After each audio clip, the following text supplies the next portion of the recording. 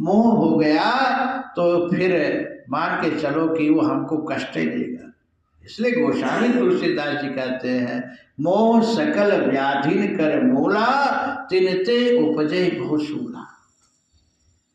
महात्मा को संसार में रहना है अनासक्त भाव से, आसक्ति से नहीं रहना है। और महात्मा जो सिद्ध महापुरुष है वो अनासक्त भाव से रहते हैं, उनमें आसक्ति कोई नहीं रहती है। देखो एक बार एक महाराज ट्रेन में सफ़र करने के लिए जैसे अपने सीट में गए, अब महाराज का सामान तो बहुत सामान रहता ही है, हो जाता है। तो एक सेठ बैठा और शुरू कर दे, अरे महाराज आप संत महात्मा बैरागी सन्यासी हो करके इतना सामान, इतना, अरे राम राम, फिर हमारे और आप में फर्क क्या है, इतना सामान लाते, अरे राम राम। अब महात्मा बेचारे सुन रहे थे, कुछ बोले नहीं।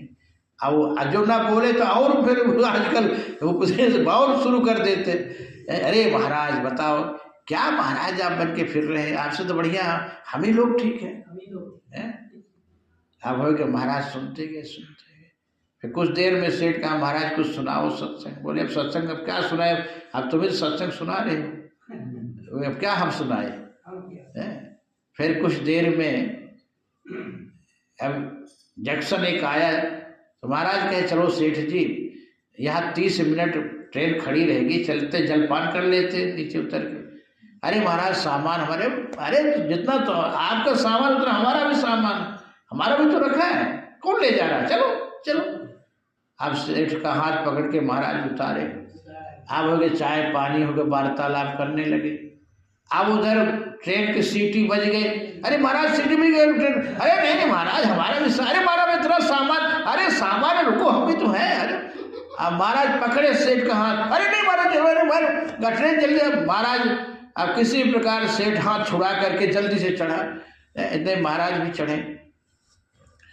अब सेठ जी ने कहा, महाराज मैं देख लिया आप और हमारे बहुत अंतर है, धरती और आसमान का अंतर है। बोले कैसे? बोले सामान हमारा भी उतना है आपका भी उतना है, तो आप छोड़ सकते हैं और हम छोड़ नहीं सकते, यही अंतर है। बोलो राधे राधे।